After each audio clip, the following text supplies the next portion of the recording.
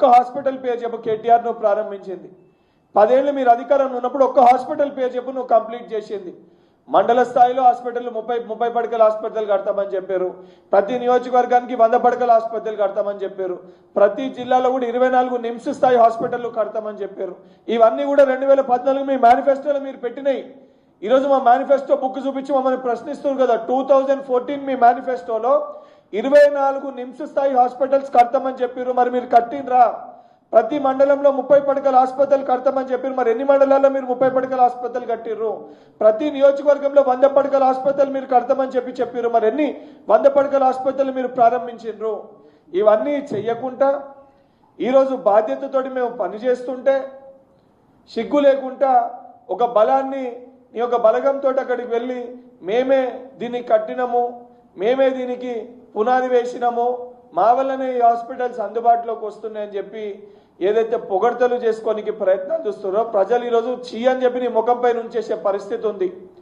ఇప్పటికన్నా సిగ్గు తెచ్చుకొని బాధ్యతతోటి ఇలా ఇంకా మేము అధికారంలో ఉన్నాము, మా అయ్య ముఖ్యమంత్రి, నేను మంత్రిని, నేను ఇదే రకంగా రాష్ట్రం అంతా తిరుగుతా, ఏదో మంత్రి పర్యటించినట్టు పర్యటించి అధికారులపైన నువ్వు ఇష్టం వచ్చినట్టు మాట్లాడితే ఊరుకునే పరిస్థితి ఉండదు కేటీఆర్. తెలంగాణ ప్రజలు గుడ్డలోడ తీసి కొడతారు. ఇదే రకంగా ప్రవర్తిస్తే రోడ్లపైన తిరిగితే రాళ్లతో కొట్టే పరిస్థితి ఏర్పడుతుంది. మీ అయ్య ఎట్లన్నా ఫార్మ్ హౌస్కి పరిమితి అయి ఫార్మ్ హౌస్లో పండుకొని ఉన్నాడు. ఆయనకి ఎట్లా తెలంగాణ పట్ల సోయి లేదు. కనీసం నీకన్నా సోయి తెచ్చుకొని నిజంగా ఏదైనా ప్రభుత్వం చేస్తున్న తప్పులు ఏమన్నా ఉంటే, మాకు తెలుసు తెలియక ఏమైనా పొరపాట్లు ఉంటే అటువంటి పనులు ప్రభుత్వం దృష్టికి ప్రకారంగా ఏ ప్రాజెక్ట్ అన్న ప్రారంభించినప్పుడు అందులో మంచి ఏదైనా ఉంటే తప్పనిసరిగా దాన్ని యుద్ధ ప్రాతిపదికనే కంప్లీట్ చేసే ప్రయత్నం చేస్తుంది. అట్లా కాంగ్రెస్ పార్టీ చెప్పుకుంటూ పోతే బాసర ట్రిపుల్ ఐటీ కానీ, ఔటర్ రింగ్ రోడ్ కానీ, ఎయిర్పోర్ట్ కానీ, ఈరోజు తెలంగాణ రాష్ట్రంలో హైదరాబాద్ నగరంలో నిర్మించిన అన్నీ కూడా కాంగ్రెస్ హయాంలో జరిగినవే.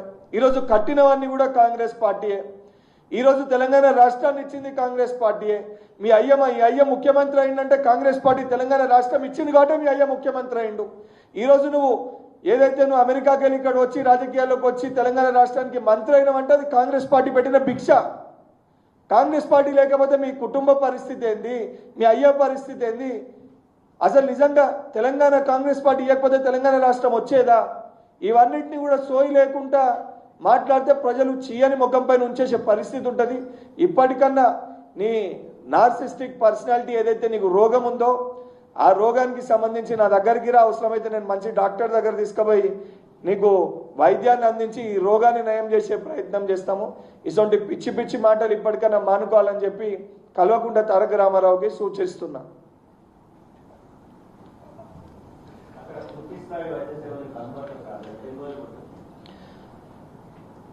జూన్ నెల వరకు, నెలాఖరు వరకు టిమ్స్ పూర్తి స్థాయిలో వైద్య సేవల్ని కూడా ఆల్రెడీ అక్కడ ట్రయల్ రన్నింగ్ అనేది స్టార్ట్ చేయడం జరిగింది. ట్రయల్ రన్ జూన్ ఆఖరు లోపల ముఖ్యమంత్రి గారి చేతుల మీదుగా హాస్పిటల్ అందుబాటులోకి తీసుకొచ్చే ప్రయత్నం ప్రజాప్రభుత్వం చేస్తుంది.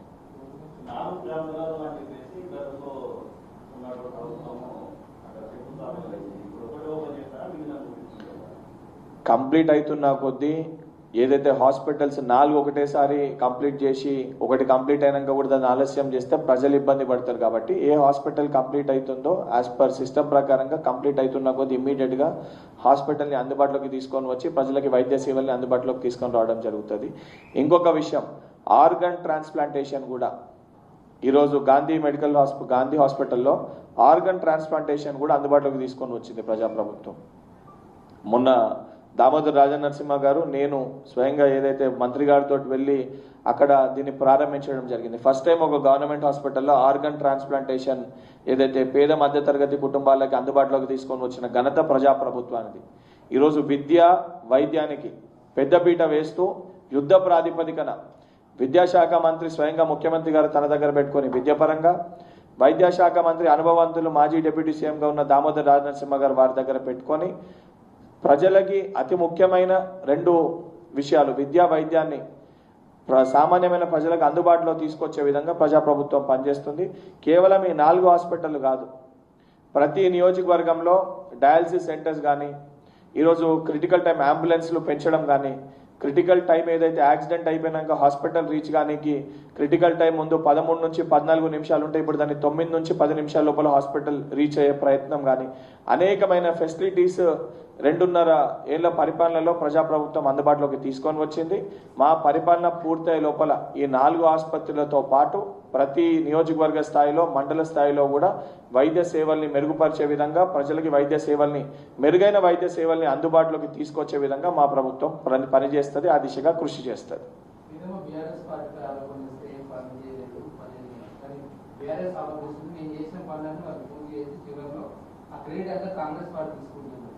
ఇప్పుడు చాలా క్లియర్గా నేను ఇంతకు ముందే మీకు ఫోటోగ్రాఫ్స్ చూపించిన. కేటీఆర్ 2021లో 2014లో బీఆర్ఎస్ పార్టీ ప్రామిస్ చేసింది ఏది హాస్పిటల్స్ కడతాము అని చెప్పి. టిమ్స్ హాస్పిటల్స్ పేరు ఆ రోజు నిమ్స్ స్థాయిలో హాస్పిటల్స్ని కడతాము, 24 హాస్పిటల్స్ కడతాము, ప్రతి నియోజకవర్గంలో 100 పడకల ఆసుపత్రులు కడతాము, ప్రతి మండలంలో 30 పడకల ఆసుపత్రులు కడతామని చెప్పి బీఆర్ఎస్ పార్టీ 2014 మేనిఫెస్టోలో పెట్టింది. 2014 మేనిఫెస్టోలో పెడితే 2022లో జియో ఇచ్చారు. 2014లో వాళ్ళు హామీ ఇస్తే 2020-21లో కోవిడ్ వచ్చిన తర్వాత మన దగ్గర బేసిక్ హెల్త్ ఫెసిలిటీస్ అందుబాటులో లేవని చెప్పి ప్రజలు దుమ్మెత్తి పోస్తుంటే ఆ ప్రెషర్ని తట్టుకోలేక ఆ రోజు ప్రతిపక్షంలో ఉన్న కాంగ్రెస్ పార్టీ మేము అన్ని వాస్తవాన్ని బయట పెడితే ఎండగడితే అప్పుడు ఇబ్బంది పడి 2022లో జియోఎస్ నెంబర్ 41ని రిలీజ్ చేశారు. 2022 21/4/2022 అంటే 2014 నుంచి 22 అంటే సుమారు 8 ఏళ్ళు వాళ్ళకి కేవలం జియో ఇయనికి సమయం పట్టింది. ఆ ఇచ్చిన దాన్ని శంకుస్థాపన చేసి కేవలం స్లాబ్లు వేసి ఇచ్చిపెడితే యుద్ధ ప్రాతిపదికన 2.5 సంవత్సరాల లోపు ఈ 4ని కంప్లీట్ చేయాలని చెప్పని ప్రజాప్రభుత్వం ఎప్పటికప్పుడు దీనిపైన రివ్యూ చేస్తూ దామోదర్ రాజనరసింహ గారు ముఖ్యమంత్రి గారు దీనిపైన రివ్యూ చేస్తూ దీన్ని ఈరోజు అందుబాటులోకి 1-2 నెలల లోపల అందుబాటులో తీసుకొచ్చే ప్రయత్నం ప్రజాప్రభుత్వం చేస్తుంది. దానిపైన హర్షం వ్యక్తం చేయాల్సింది పోయి ఈ మంచిని గుర్తించాల్సింది పోయి మేము చేసింది వీళ్ళు చేస్తున్నారు అని చెప్పి మాట్లాడితే అనేకమైన ప్రాజెక్టులు 2014 కంటే ముందు మెట్రో కానీ ఔటర్ రింగ్ రోడ్ కానీ ఎయిర్పోర్ట్ కానీ ఈరోజు హైదరాబాద్ నగరం ఈ రకంగా ఉందనంటే కాంగ్రెస్ పార్టీ చేసిన కృషి, కాంగ్రెస్ ప్రభుత్వం ఆనాడు రాజశేఖర రెడ్డి గారు చేసిన పనుల ద్వారా ఈరోజు హైదరాబాద్ నగరం ఇంత డెవలప్ అయింది. అవన్నిటినీ కూడా వీళ్ళు శంకుస్థాపనలు చేసుడు బంద్ చేసిర్రా, లేకపోతే ఇవన్నీ కూడా కాంగ్రెస్ వాళ్ళు కట్టిరని చెప్పి వీళ్ళు చెప్పుకున్నాడు బంద్ చేసిర్రా? అవన్నీ 80-90% మేము కంప్లీట్ చేసినాం ఆ రోజు వీళ్ళు స్టార్ట్ చేసినవి. ఈరోజు వీళ్ళు చేసింది ఎంత?